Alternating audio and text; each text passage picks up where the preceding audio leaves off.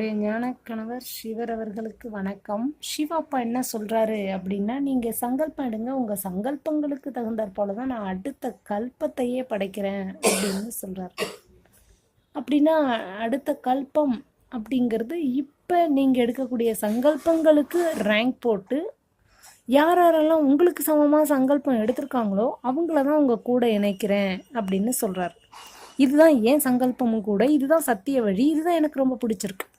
ஆனால் சில பேர் ஞானம் கொடுக்குற யாராருக்கெல்லாம் ஞானம் சொல்கிறாங்களோ அவங்கெல்லாம் என் கூட வரணும் அப்படின்னு நினச்சி ஞானம் சொல்கிறவங்களா இருக்கானுங்க. அது அவனுடைய சங்கல்பம். அவனுக்கு ஏற்றாற் போல தான் முன்னாடி பக்தி பண்ணுறவனும் பின்னாடி வேலைக்காரனுங்களும் நிற்பானுங்க. ஏன்னா அவன் சொல்கிறான், யாரெல்லாம் அவன் சொல்லி கேட்குறானோ அவன்லாம் அவன் கூட வரணுங்கிறது அவனுடைய சங்கல்பம். ஆனால் ஏன் சங்கல்பம் அது கிடையாது. ஏன் குணத்துக்கு ஏற்ற மாதிரி எனக்கு என் கூட வர்றவன் இருக்கணும். இதுதான் என்னுடைய சத்திய சங்கல்பம்.